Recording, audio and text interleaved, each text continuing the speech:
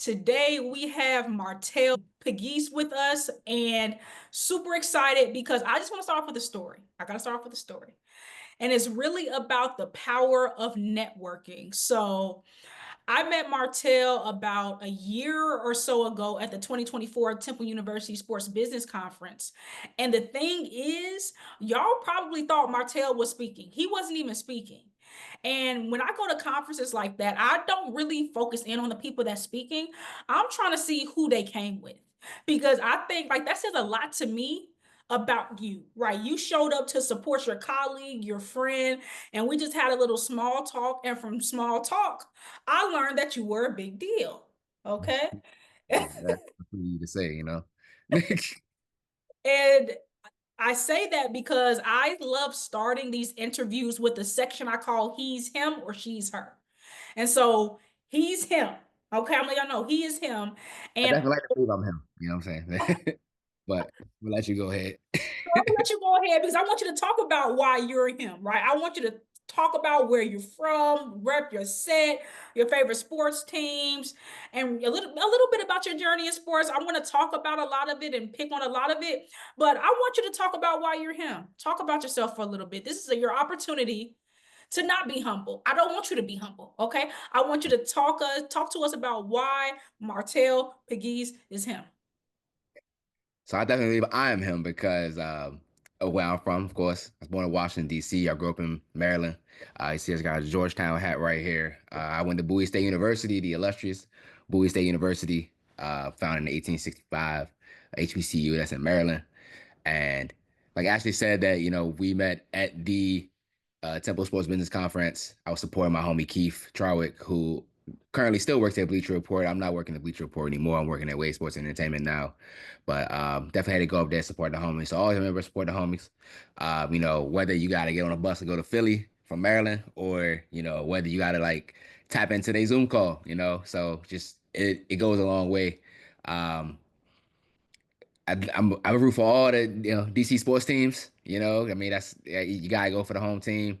Um, I'm a former football player as well. Uh, I just like to have a good time, and I work in the sports space now. I manage the social media now for 7 p.m. in Brooklyn, which is Carmelo Anthony's podcast. So I'm very much tapped into just anything socially going on there.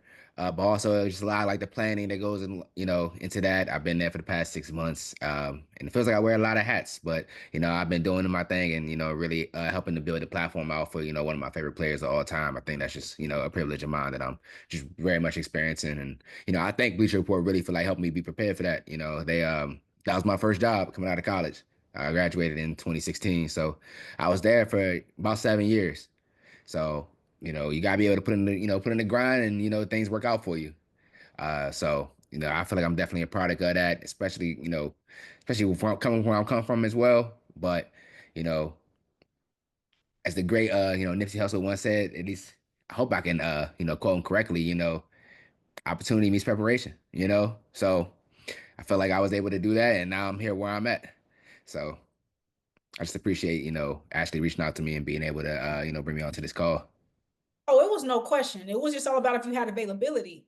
Because when thinking about your journey, you just talked about so much, and I have so many follow-up questions about what you just said. So at Bowie State, number one, what was your major? Sports management and public Okay, relations. so okay, perfect. Sport management. And so, like you said, you worked at Bleacher Report for 7 years. I did, yeah. I have so many questions about that. So number one, A you lot of said people that don't was do that no your first. more. A lot of people don't stay at the company for a long time. That's what I'm saying. Like, so number one, why did you stay there for so long? Because, like you said, that was your first job after graduation. Yeah. So I like to call it like my first like real job after graduation. Actually, I wrote for the Washington Informer newspaper, which is a black newspaper in DC, cover sports just all throughout the area, going to like Goodman League basketball games, going covering boxing matches down at the National Harbor, uh, going to high school football championship games. So that's how I really kind of got my foot in the door. Just being able to like, okay, prove it to myself. Like, yeah, like, you can go out and do this. You can go out and interview people and write and, be published. That was a big deal for me. So, I joined Bleacher Report at the beginning of 2017. And originally like it was a tough transition because I mean I came from doing writing, being like a journalist for real. But then I, transitioned like, to working in social with them because that was the role they had available. I said, hey, that's the one I'm about to apply for.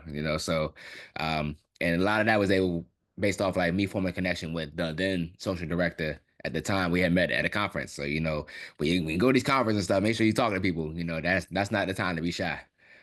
Even if you are shy, just find somebody that you feel like you can relate to, and you never know what can happen from there. But let's see. I lost my train of thought there. All right, so at Bowie, shout out to my professor, Professor Rochelle Daniels. Like she really like kind of brought like the media side out of me. Like I was always a big sports guy, but she kind of helped me like to relate the two worlds together. And Mhm. from there, like, I just been sports media like ever since. I love So that. I love that. And so how did you get the role at Bleacher Report? Because, like I said, you're a big deal because that's a big time job to go yeah. from being a writer and making that jump from being a writer to going into Bleacher Report, which is, a top big deal social media spot. And so, how did you make that jump? What are some strategies that you implemented? What did you have a mentor? Like, was it a teamwork online success story? What was it? So I was always very familiar with the company.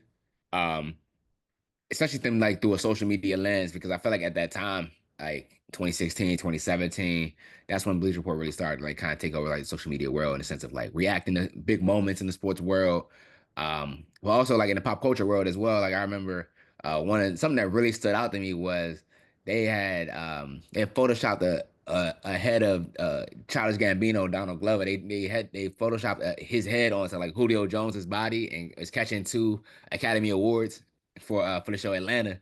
And I just thought that was just so fire. And I was like, this is the type of stuff like I really want to be doing. I feel like, I'm able to kind of connect those dots between sports and pop culture. And that really pushed me to want to be a part of that company. Um, and I just stayed consistent with my writing, really, just stayed consistent and was able to, once I went to the National Association of Black Journalists Conference, I had met some people from Bleacher Report down there. And funny enough, I ended up sitting behind Adina Jones, who is now she's not like, now she's the social director of the New York Knicks. But she was social director at Bleacher Report at the time. Literally like looked over her shoulder and saw that she had a Bleacher Report wallpaper on her phone, literally, and was like, "Hey, can I rap with you?"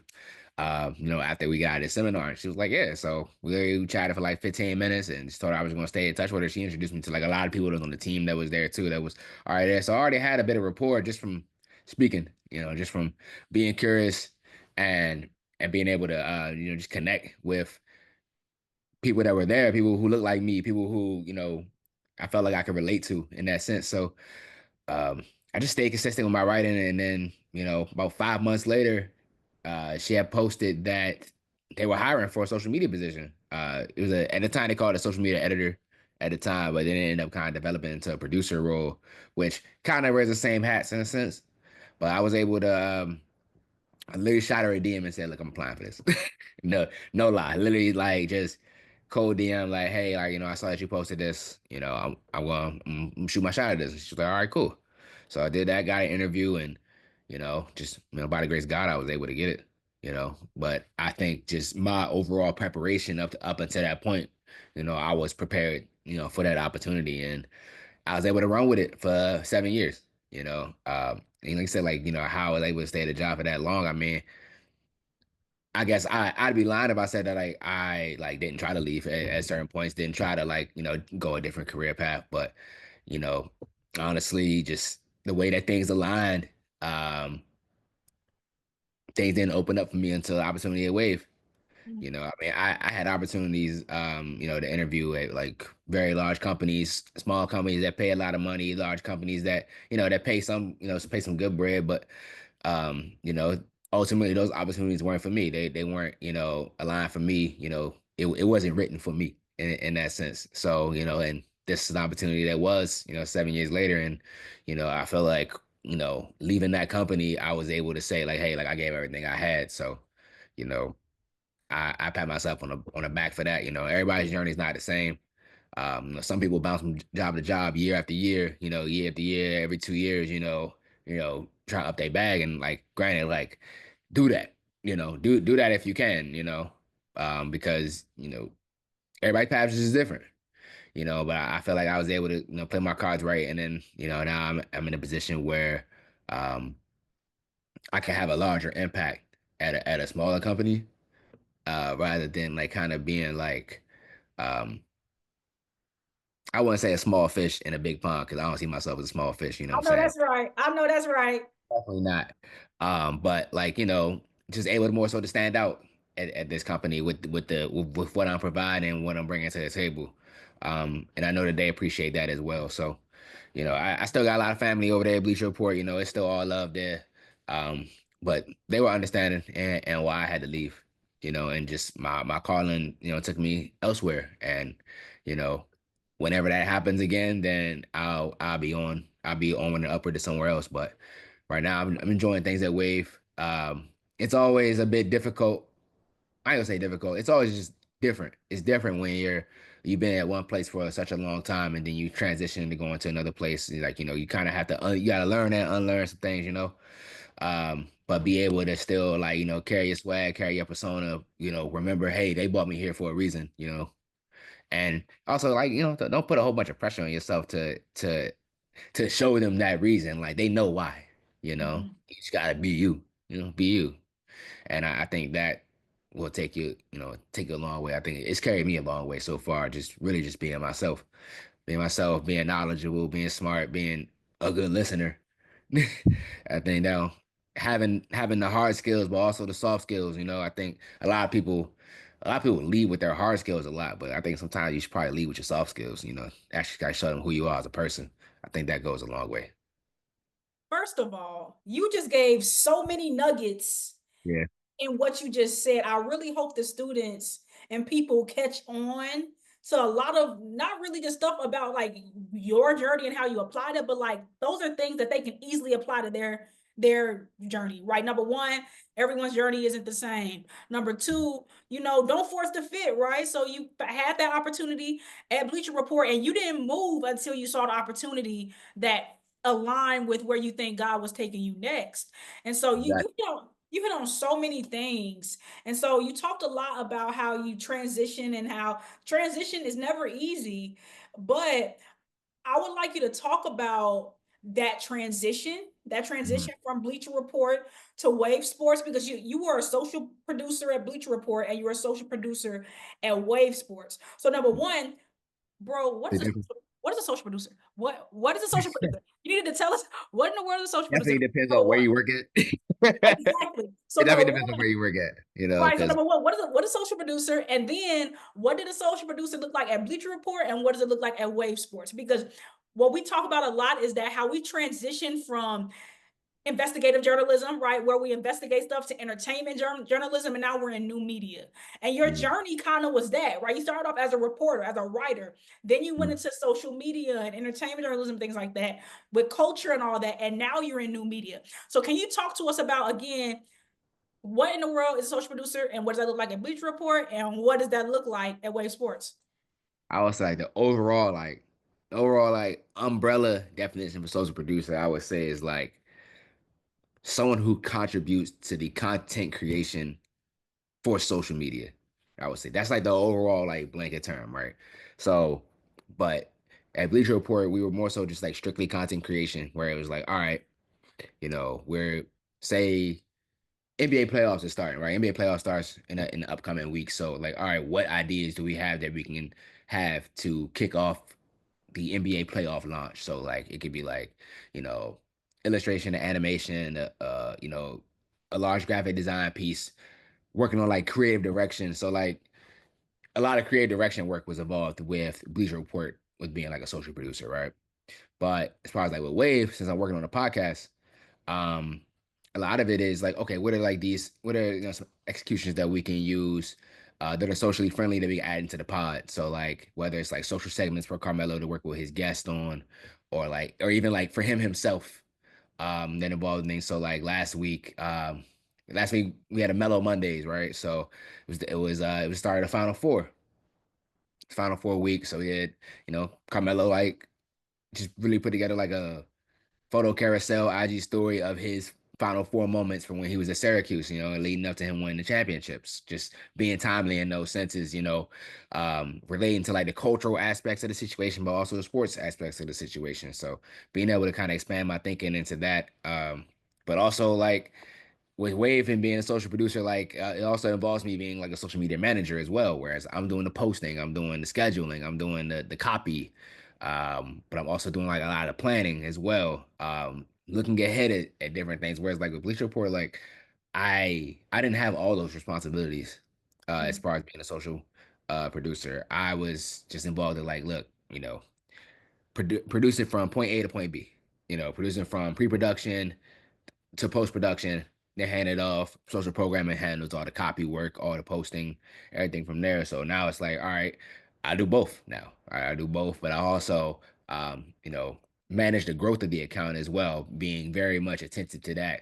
Saying, like, all right, I mean, when I started, we were at one number, and now 6 months later, we're at a much bigger number, I would say, in social. So, keeping track of that, like, you know, the thing about content creation and social media, like it's like, all right, yep, I think about it as a life, I as an athlete, you're definitely much told like it's the next play, it's the next play. This play's over. Like this play's over, forget about it. Like literally like it didn't happen, you know. Whether he got burnt for a score, you could have fumbled, it don't matter. Like, look, that play's over. Like you gotta leave it. You gotta have a short memory, you know.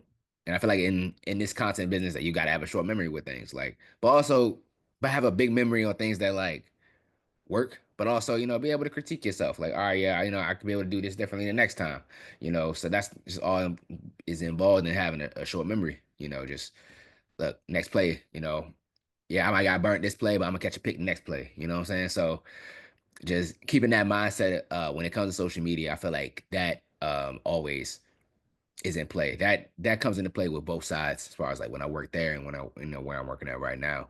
Um, so I mean, I feel like working at Bleacher Report, I was able to have like a lot of like creativity, I would say, with just things that I produce because it was just such a wider net of, I didn't have to like lock in specifically on just like the podcast, but like I think um with the pod now, what really intrigued me about the opportunity was that like you said, like it's new media, Mhm. it's athlete led media, and like I feel like with Bleacher Report, like if I ever wanted to go back and do something like that for another company, like I know I can do that.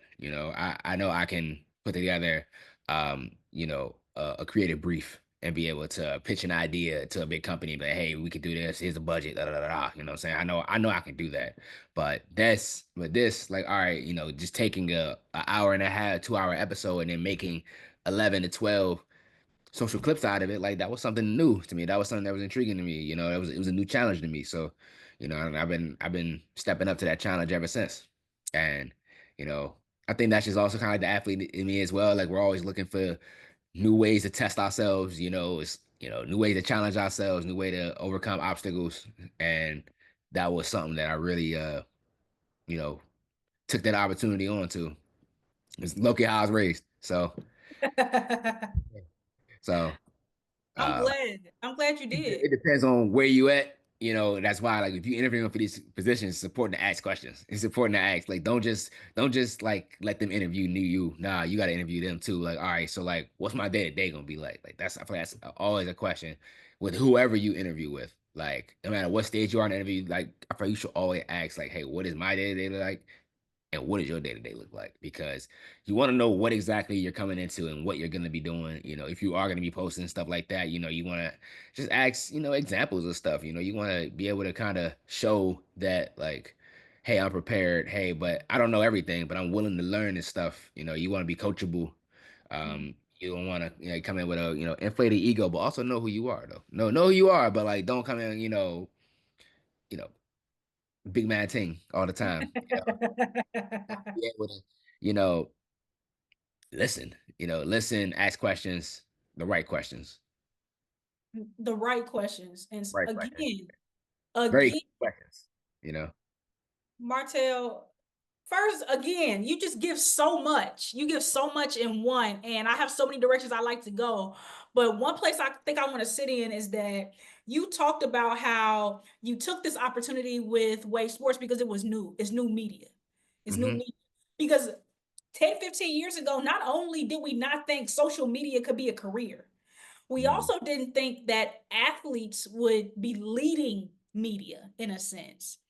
And I want to sit here for a second and I want you to start off with number one, talking about, in your opinion, what do you think is the biggest difference or the biggest differences between traditional media? So we could call Bleacher Report traditional media, we can call ESPN traditional media, and Yeah. new media with 7 Yeah. p.m. in Brooklyn and everything that Wave Sports Entertainment is doing. What do you think are the biggest differences? And you can go as broad as you like, as narrow as you like. I feel like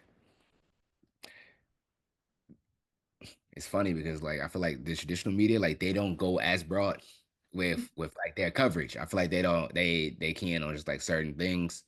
Like with ESPN, like you kind of know like who they're gonna talk about like on Sports Center. You know what they're gonna talk about on First Take. You know what they're gonna talk about like on Get Up. You know what I'm saying? You know what teams they're gonna talk about. Um, and then honestly, like I had a tweet yesterday where I was like you have to have a league pass like to watch basketball these days because like just overall like they only show like 8 teams. Period. Like they only show like 8 teams just on TV. So like I mean don't give me too much, but I like the Wizards. You know what I'm saying? All DC teams. But you know what I'm saying? I can't watch them out here. Hey, I'm don't. sorry.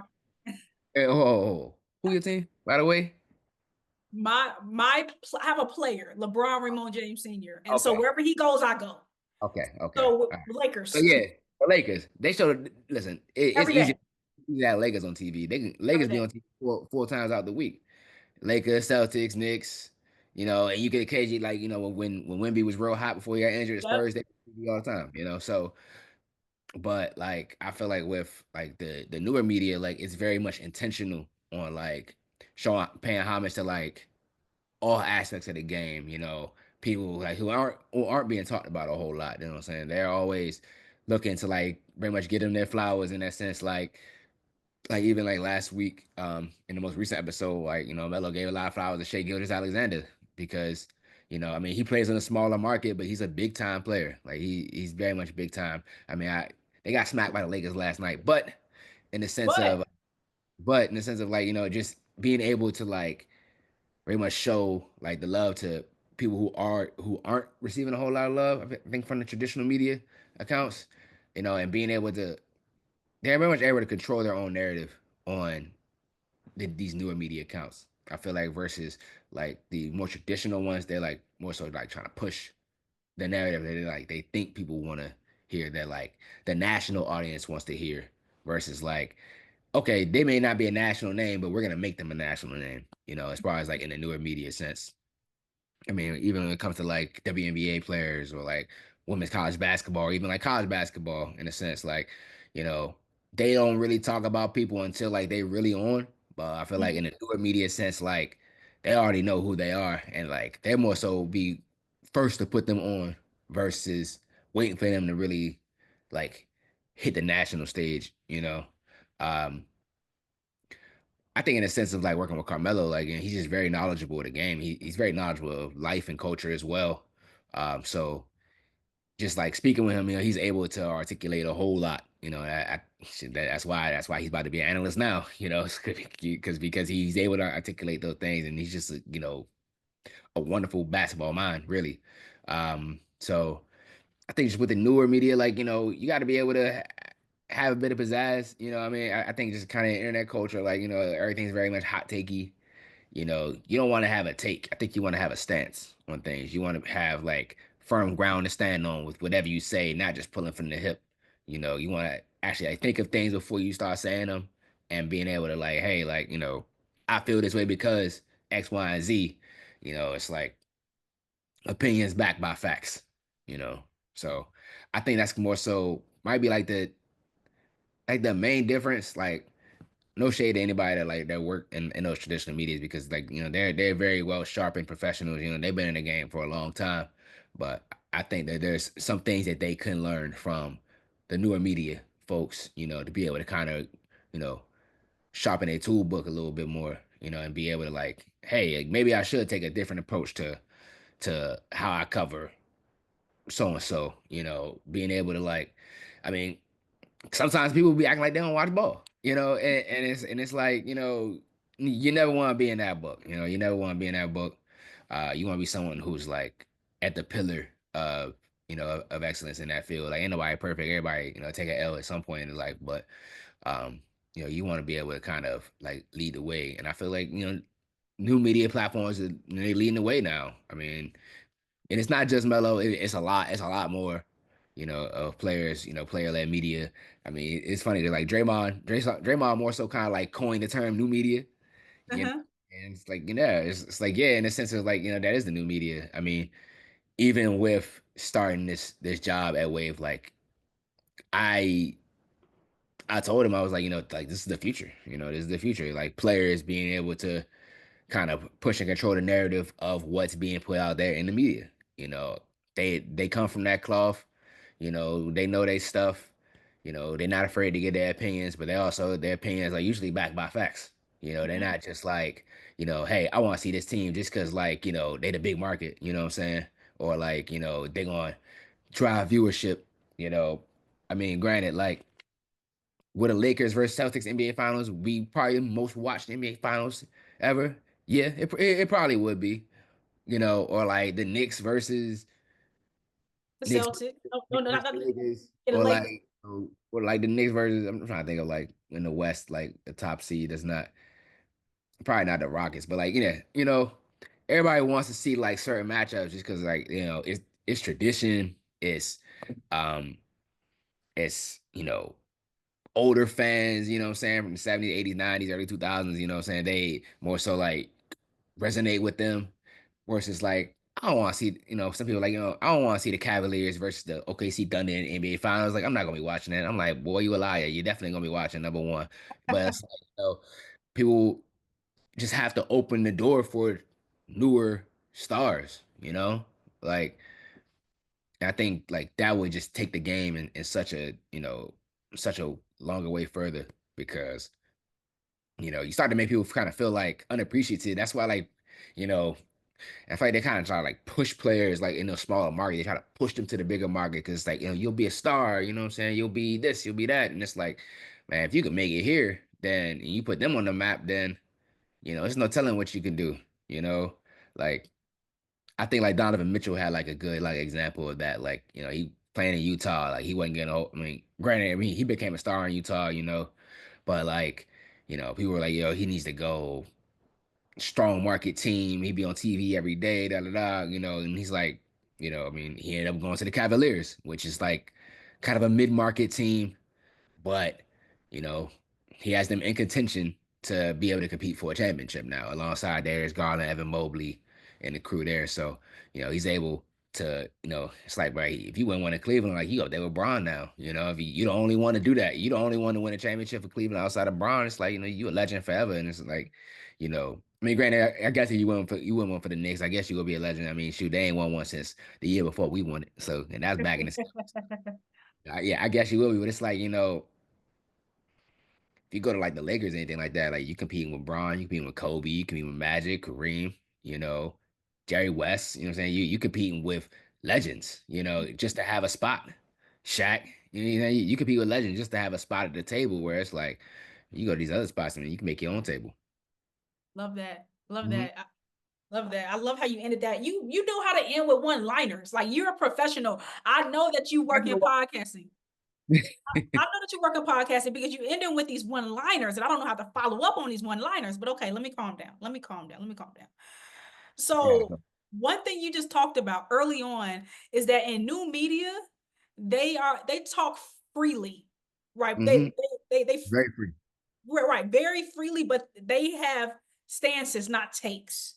Mm-hmm. And I think that's key because they defend it better than traditional media did. So since you kind of talked about that difference there, my primary question here is that our textbook talks about how one of our books talks about how in new media they freely share their ideas, right? Through podcasting. However, podcasts are now getting sponsors. So, Hmm. so I'm sure Way Sports Entertainment have a bunch of sponsors. Yeah, And they a do. big issue with traditional media and why traditional media focuses on LeBron and the Lakers and just a certain pool of people and things is because their goal is to drive profit, to drive views, Hmm. to appease their sponsors. And so Hmm. our question, the book our question asks is because we see podcasts starting to get sponsors, are they going to continue to freely think and to freely share? Or are they going to become controlled by corporations like traditional media does? So, how do you think new media podcasts can make sure they avoid perpetuating the status quo, perpetuating what traditional media did now that they have corporations and capitalism attached to it? Because when Draymond Green started the Draymond Green show, he was just talking after Yeah, a yeah, yeah. playoff game. Okay, he was just trying to get, Uh-huh. he was going off, he was venting. But now it's very Crazy, structured. crazy. It's actually insane, right? But it's very Yeah. structural. It's Uh, very methodical. They're hiring people like you. mm. How do they make sure they don't become a part of that big, I don't want to call it big bad business, but the big business all about Mhm. money and profit? I think to our point earlier about the authenticity, I feel like those brands attach themselves to these pods because of the authenticity of the players. And like that's what they want to see from them. They want to see them be their free selves on there. Like, I mean, you gotta think about like ESPN, they've been around for years. Like they've been around since before we was alive. So, they got old money in a sense of that. So I think just with these newer ones, like they want to see them kind of go against the grain a bit. Yeah, In sense of like, I mean, of course they're gonna, the Lakers doing their thing. Of course they're gonna show them love. I mean, and me as someone who works in social, like they have the biggest audience. They have the biggest audience. They have the largest fan base in sports outside of like the Yankees or like the Celtics, the Patriots, you know what I'm saying? The Cowboys, like, they have the largest fan base in sports. So like their stuff's gonna hit regardless. But it's still what can you do with like let's just bring it back to Cleveland Cavaliers. Like, what can you do like to appease like people who are interested in their audience and things? And I feel like sponsors and stuff like they like how the players in these new media speak about everyone, how they speak about all teams, not just like the big marquee squad, the big market squads. I think they're able to articulate themselves in a sense where like it's like I watch everybody. I watch basketball. I watch you know if it's football, like, I watch football. Like I'm able to articulate about all teams, everybody who play for their teams because I'm able to, I don't just kind of like scroll the timeline or like just in my app and be like, oh, like this is going on here. So I think I think to that point, you know, they just know ball and they just know ball and if they the sponsors they like how they talk ball, about the whole game. They shed light on places where they feel like it's needed to. Um and in the more traditional media, they can cater to a different audience. They could cater to the big corporations of the world where it comes to like their audiences and stuff. I think, this Wave, I like to say Wave operates like a startup in a sense. Even though it's a growing company for sure. But you know, we're just able to kind of speak to everybody in that sense. And I think sponsors really flock to that. But also so like someone like Mello and like Rudy Gay and Monica McNutt and Kazim Fadiume and the Kid Miro, like they're able to speak to many different audiences. So I think they just appreciate how like they're not boxed in. They don't allow themselves to be boxed in. And I think that, like sponsorship companies, like at the end of the day, like of course we gotta get paid, and these types of sponsorship opportunities, what I'm saying, they open the door for more people to have more jobs at the end of the day, just because the company's making more money and then the company's making more money, they're able to hire more people, what I'm saying? We in a recession. Like people need jobs. Real for real. Like that's just to yeah, be so I mean the big business part of it things, I think that's just the nature of the game. but it's what you're able to do with that. I think is the most important thing. I agree. I agree. And so I'm going to ask you a couple of fun questions as we end this interview. But before we get into the fun questions, this is kind of fun. But number one, how much proximity to Melo do you have on a day-to-day basis? I know that's one thing they want to know. What is your relationship with Melo as a producer in a Mhm. sense? I see him like once a week. That's cool. That is so cool. That is I so see him cool. down in the studio, so I'll be with him in the studio tomorrow. Okay, okay, okay. And what does that relationship look like? Does he have any say in the social media piece? Is that something that he's interested in? Or if you sign an NDA and you can't talk, just let me know. Melo's in the comment sections. I'll say that he sees everything. Now whether he Okay. says something or not, he sees everything. So, I mean, me and we talk about social. He loves how I run the channel. He's a big fan of the content. So, anything I need for him to do for me, like he's always open and doing it. He doesn't make my life any harder at all. Love Um, it. so, I mean, it's it still feels like a little surreal sometimes being like, working with him because it's definitely like someone that I grew up watching, you know what I'm saying? I mean, he from Baltimore, he from New York, so like I mean, I had the mellows like growing up. Yeah, I had the mellows, I had the jersey, I had everybody jersey growing up. I mean, I had the shoes, I had the jersey, so but like I also like kind of had to like detach myself sometimes from like being a fan, you know what I'm saying? Like we coworkers in a sense, you know what I'm saying? But definitely like, got big love for the guy, for real, and it makes my job easier in the sense of like if I need him to do a social execution, like he's 10 out of 10, always down to do it, no matter what.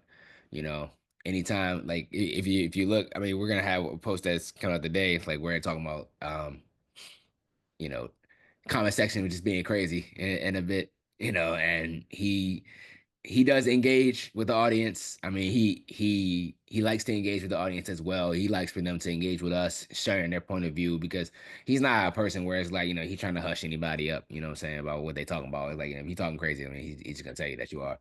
But very down to earth guy. Oh my goodness. I'm glad that you have that experience to be able to work with somebody that you looked up to, right? We Mm. looked up to these guys. Those are our Really gotta look up to him as well. Really.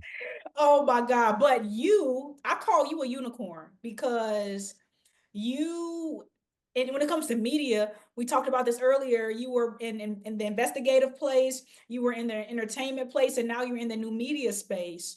And earlier Mm. you talked about that the future of new media is so bright. This is the future. New media Mm. is the so because new media is the future, I want you to kind of talk about the future of new media. Do you think we are at the ceiling or is it just the beginning? And if this is just the beginning, what do you think the future of new media looks like? Mm. That's a good question. I think we are along the way to being toward the ceiling in a sense. It seems like every player like has a podcast at this point in time. Like players who were superstars and players that who weren't, and ones that who were like kind of like fringe stars, like a Jeff Teague, like he has, I mean, definitely love his pod for real. Like shout out to my guys over there at 520.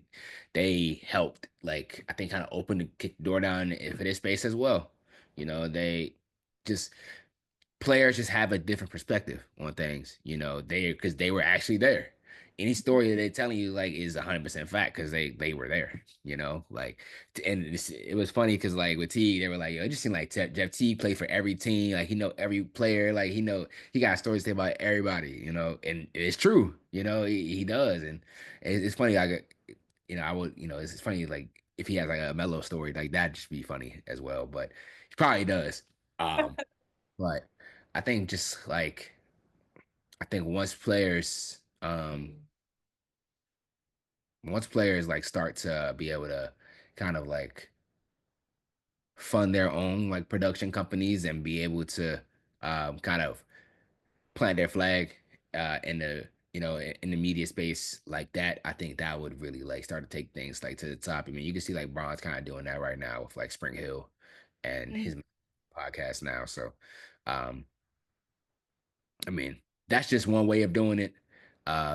But I think we're on the way to Mm. being at the ceiling. I don't, we're like not at the starting line, but we're also not like at the finish line either. I think there's gonna be some more twist and turn to things, whether it's like doing things live, like having like live shows. I think having a live show like always would just take things to like another level because you're able to interact with your audience.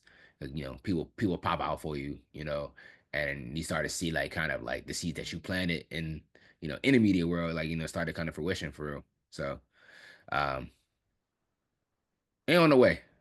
We on the I way. on the way. Yeah, Yeah, I agree with you. I try not to give my opinion, but I agree with you because I realized when LeBron gets a podcast, yeah. how much further can we How much go? are they doing? Yeah, yeah, That's like Mike having a podcast back in like 90 94. You know what I'm saying? 90, right. you know what I'm saying? That's like Mike having one. Then it's like, that'd have been like crazy, you know. Um, Kobe Bryant actually was able he's someone I wish like was able to kind of like experience the time that we're in right now. Like you could tell like he started to be in that space with doing short films and documentaries. Like he was just a totally creative guy. So he's someone that I wish was still here with us, to be able to kind of live through this and go through this because I feel like he had a whole bunch of game that he was able to give to people, and you know those stories unfortunately went with him, but um, I think we're on the way still. It's a lot more that can be done. I feel like in the media space, just opening the doors up for more people just to have a voice and be able to, really kind of be vulnerable and transparent in these spaces, but also just have a good time and talk ethical hoops is what we call it. We're talking ethical hoops. Shout out to Cass for that. We talking ethical hoops. So I've never heard that before. Ethical hoops. we're talking ethical hoops, man. Why do we talk ethical hoops? Because we know ball. Is that what they're talking about? If we're talking ethical hoops, we know ball. You hear me? Oh, that's great. So one of my last questions is that this is a fun question, so we can like calm down. I wish we had some wine. Okay. A little, Mike. I feel a little Merlot. I'm feeling really Merlot-ish right now. Uh, Yeah, I'm a Merlot girl. Anyways, I want you to give me your Mount Rushmore of traditional media. mm, So I'm talking about even Stuart Scott's, we can go Stephen A. Smith, you can go Robert Roberts, but I want you to give your Mount Rushmore of traditional media and new media. okay. So you Uh, four for four. okay. I'm gonna start with the new media first. Um, hmm. I mean, definitely throw Melo in there for sure. Melo, Jeff Teague. Um, let's see. Just personalities, right? Not like their shows, but just their personalities. Um, Their personality on their show. yeah. Um, and shout out to Candace Parker. She has a show with Bleacher Report. I definitely got to throw her on there. And then uh I'm gonna throw Shannon Sharp on there. Okay. I'm gonna throw Club Shay Shay. He's like a kind of like a crossover between traditional and new media. He's an order obviously a player from the '90s era, but like he's still active today in his um his pursuit of being able to really get athletes to be vulnerable and people in culture to be vulnerable in their pods. So definitely them four. I was trying to think of like an honorable mention with somebody, somebody who at least like they don't like the corner of the mountain or something like that. I'll get back to you on that one. But Okay. all right, traditional media, definitely my man Stuart Scott. He's someone that I was watching since I was a child. I think booyah, you know what I'm saying? Yeah, yeah. That Saying? they don't know anything about that, man.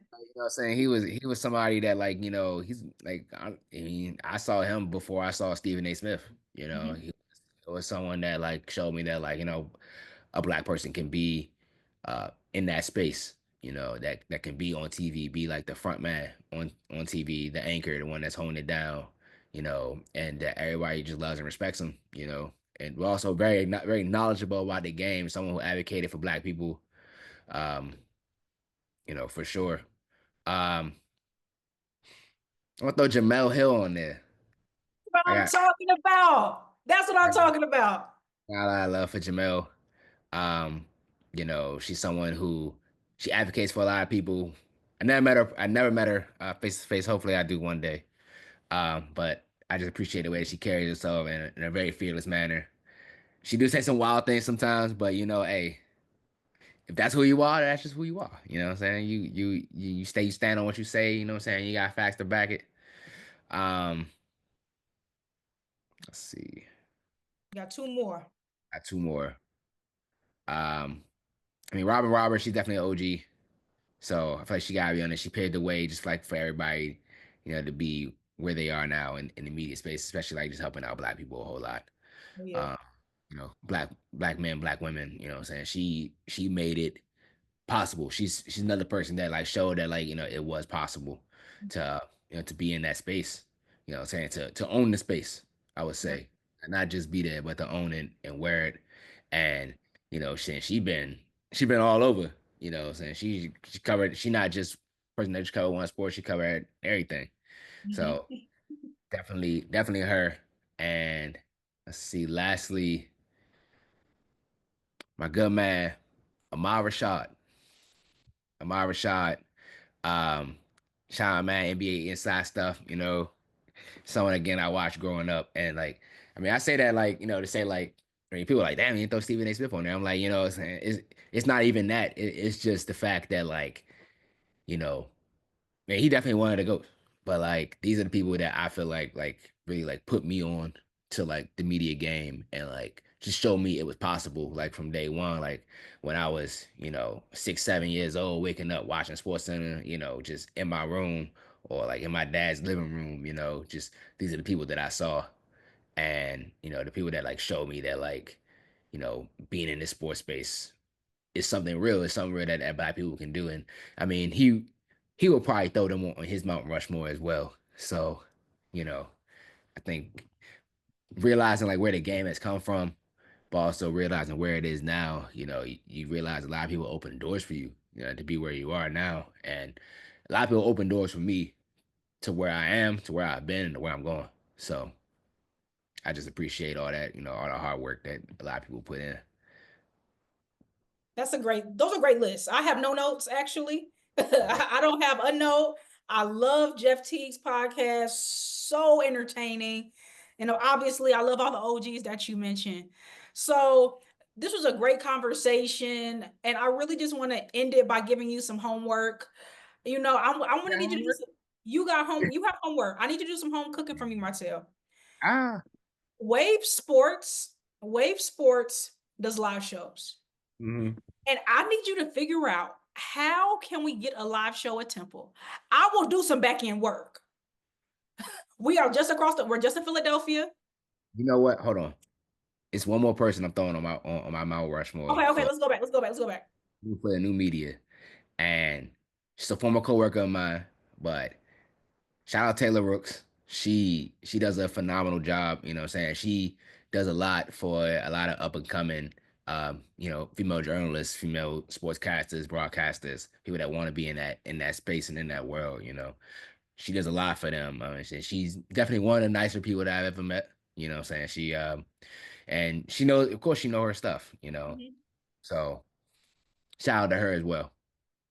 I'm glad that first of all, I hope the students just saw how you just threw that shameless plug. Yeah, I used to work with Taylor Rooks. It's not a big deal. My old coworker, it's nothing. It's Taylor Rooks. Shout out my old coworker. You know what I'm saying? Shout out to her. You Definitely, see, that is definitely hilarious. a fan. So Okay, so now let's get back to my question because I know you thought yeah. I was gonna not remember, Oh, but we're back. yeah, I was trying to spin you, but You tried to yeah, finesse your way out of that. I Not did. gonna work.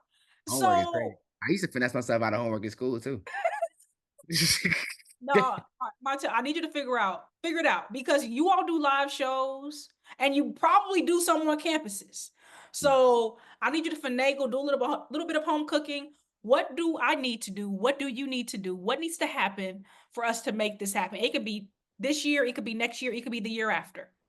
I will be persistent and try to see what we can do to get any podcast, but preferably 7 p.m. in Brooklyn on Okay. Temple University's campus. Okay.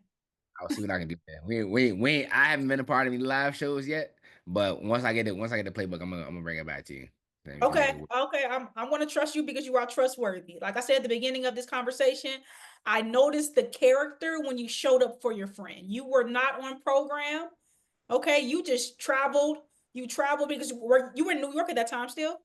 Now I was in Maryland.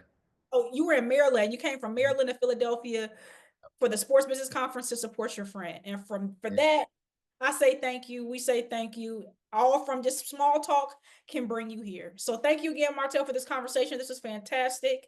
And Temple University hopes to see you soon. Shout out to Temple. You know what I'm saying? Shout out to Philly. I had some good ramen out there. Okay, okay, okay. You gotta put us on the spots. You gotta put us on the spots. Y'all gotta put me on the spots. I forgot where we went. Shit, I'm about to look at my, you know what I'm saying? I be making a little list of places I be going. So That's all right. Me too. I have a whole Google Sheets. I have a whole. It's bad. It's bad, but I get it. All right. Thanks, Martell. This is a great conversation. See you soon. appreciate it.